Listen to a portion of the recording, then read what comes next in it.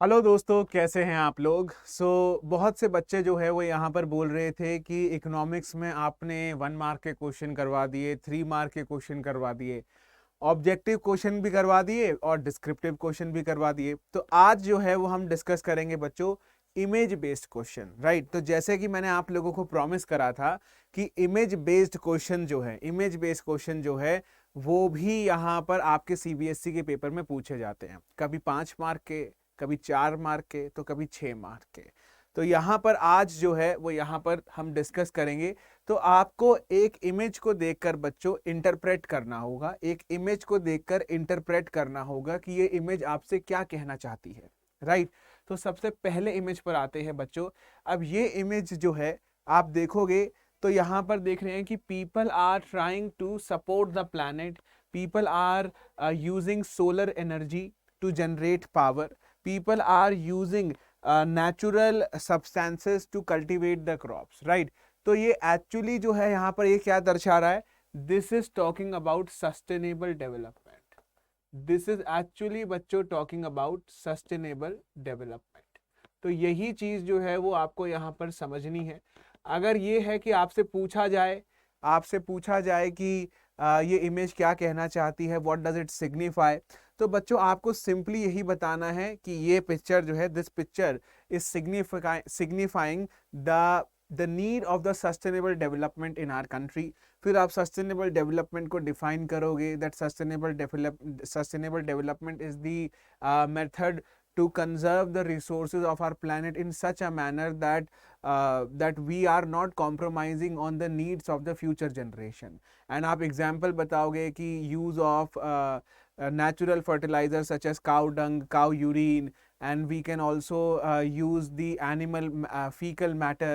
आप बता सकते हो we can use solar energy, hydel energy, tidal energy to generate electricity rather than using thermal power. हम coal का इस्तेमाल कम करें, हम बायोगैस का इस्तेमाल कर सकते हैं। ऐसी चीजें आपको यहाँ पर बच्चों लिखनी होगी।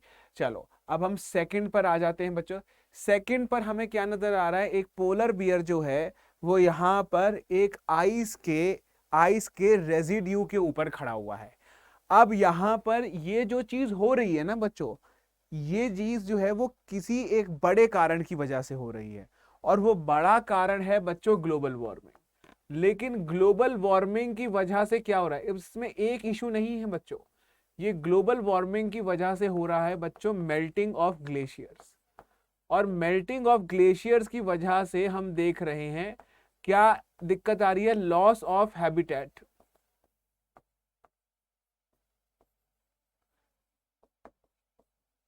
और इसकी वजह से क्या होगा बच्चों, एक्सटिंक्शन ऑफ स्पीशीज। तो बहुत सी चीजें हैं जो यहां पर जुड़ा हुआ है। फिर बच्चों ग्लोबल वार्मिंग से तो और चीजें हैं, मेल्टिंग ऑफ ग्लेशियर से सी लेवल राइज भी हो रहा है। सी लेवल मतलब पानी का जो स्तर है बच्चों वो बढ़ता जा रहा है, तो ये बिल्कुल सेपरेट इशू हो गया।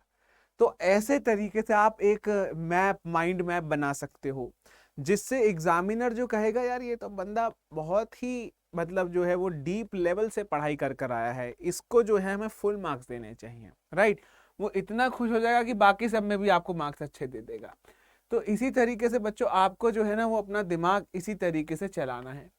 देन जो थर्ड हमारा थर्ड जो है फोटो, वो यहाँ पर सिग्निफाई कर रहा है। अगर आपको लगता है कि मैं आंसर पहले ही बता रहा हूं, तो जैसे ही मैं आपके सामने इमेज जो है वो लेकर आ रहा हूं ना, आप वीडियो को पॉज करके सोच सकते हैं, क्योंकि ऐसा तो नहीं है कि चलती वीडियो में ही समझ आएगा। अब मैं यहां से वीडियो से हट गया तो अभी भी आप सोच सकते हो कि मैं क्या बात कर रहा हूं, लेकिन अब अगर नहीं समझ आया तो पॉज करके ध्यान करो कि मैं क्या बोल रहा हूं। I am only and only talking about बच्चों water conservation. I am talking about water conservation. हमें जो है यहाँ पर पानी को किस तरीके से बचाना है उसके स्टेप्स आपको बताने हैं। वाटर हमारे लिए कितना इम्पॉर्टेंट है, वाटर हमारे सर्वाइवल के लिए कितना इम्पॉर्टेंट है, हमारे प्लानिट के लिए कितना इम्पॉर्टेंट है, ये चीज़ें आपको यहाँ पर बतानी है। और हम वाटर किस तरीके से यूज़ करते हैं उसको हम किस तरीके से मिनिमाइज करें। एग्रीकल्चर में आपको पता है India is the largest user of the ground water in the world. Ground water जो पानी हमारी धरती के नीचे होता है, इंडिया इंडियन एग्रीकल्चर उसका लार्जेस्ट यूजर है पूरे वर्ल्ड के अंदर। आपको ये भी पता होगा कि इंडिया जो है पूरे वर्ल्ड का ग्राउंड वाटर में से अराउंड 20% ग्राउंड वाटर यूज करता है। और उसका सबसे बड़ा कारण है बच्चों ग्रीन रेवोल्यूशन। सबसे बड़ा कारण है ग्रीन रेवोल्यूशन, क्योंकि बच्चों ग्रीन रेवोल्यूशन जब लेकर आया गया था 1960s में, तो इसमें फूड ग्रेन्स क्रॉप जो हैं जैसे कि वीट और राइस, इन क्रॉप्स को बोला जाता है ये होते हैं वाटर गजलर क्रॉप्स। 1 किलो वीट को उगाने के लिए 3000 लीटर से ज्यादा पानी लगता है। शायद आपको ये शॉकिंग लगेगा बट ये सच है, राइट। फिलहाल हम यहाँ पे टॉपिक के ऊपर ही जुड़े रहेंगे। अगला जो टॉपिक है बच्चों वो है यहाँ पर हमारा ये इमेज है, और इमेज को देखकर ही आई बिलीव आप लोग यहाँ पर समझ गए हो कि मैं यहाँ पर क्या कह रहा हूं। मैं यहाँ पर बात कर रहा हूं बच्चों डिफॉरेस्टेशन की। और डिफॉरेस्टेशन क्यों करा जाता है? डिफॉरेस्टेशन करा जाता है to create more habitable land, to create more habitable land. लेकिन यहां पर और to accommodate with the population pressure. अब देखो पॉपुलेशन बढ़ती जा रही है, पॉपुलेशन बढ़ती जा रही है, उस पॉपुलेशन को रहने के लिए जगह भी तो चाहिए होगी ना, तो उसी के लिए ही जगह हम बना रहे हैं पेड़ काट कर। यही चीज जो है वो आपको यहाँ पर समझनी है बच्चों। अब यहाँ पर आपसे सीबीएसई क्या पूछ सकता है? कॉन्सिक्वेंसेस क्या होंगे? कॉन्सिक्वेंसेस यहाँ पर क्या होंगे अगर हमें यहाँ पर डिफॉरेस्टेशन मिल रहा है? तो कॉन्सिक्वेंसेस क्या होंगे? कॉन्सिक्वेंसेस ऑफ डिफॉरेस्टेशन,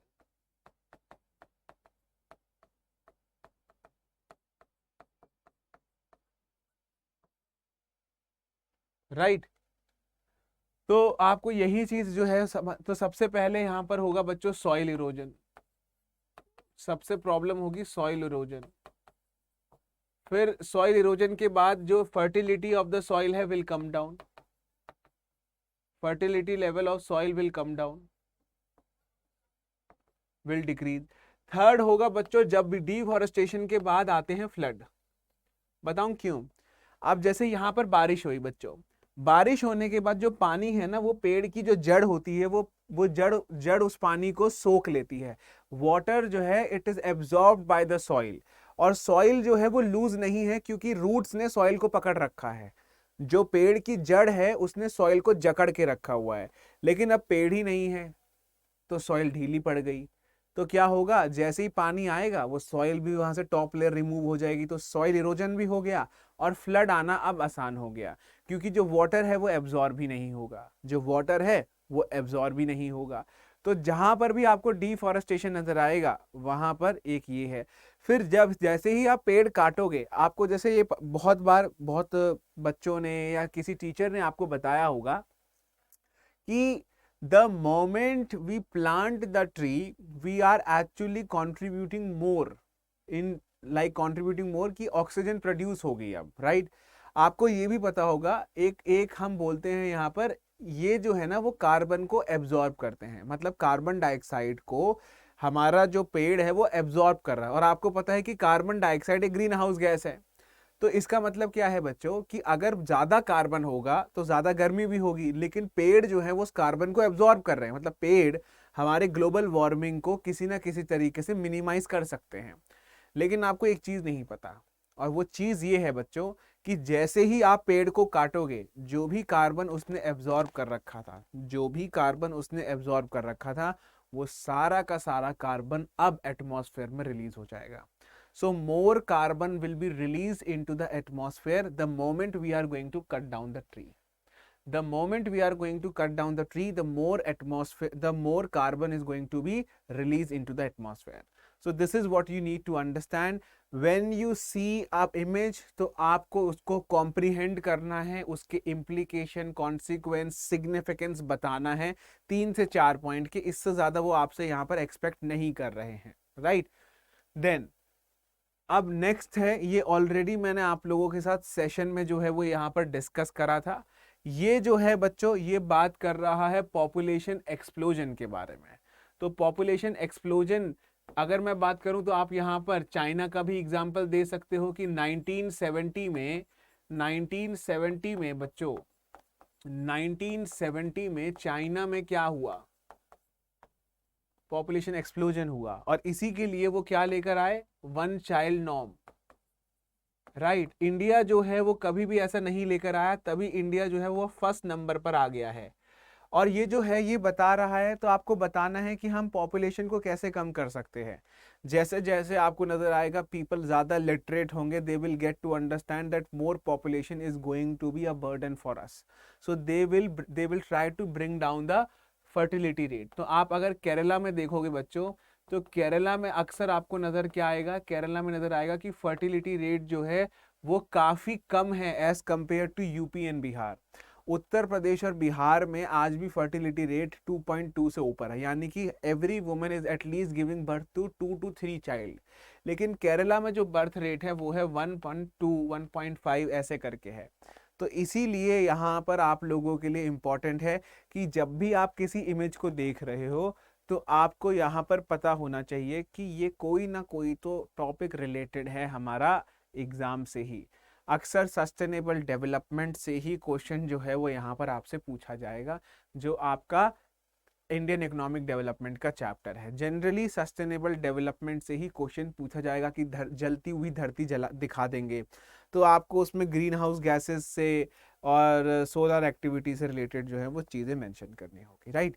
सो अभी के लिए यहाँ पर इतना ही था बच्चों। Thank you very much and best of luck for your examination.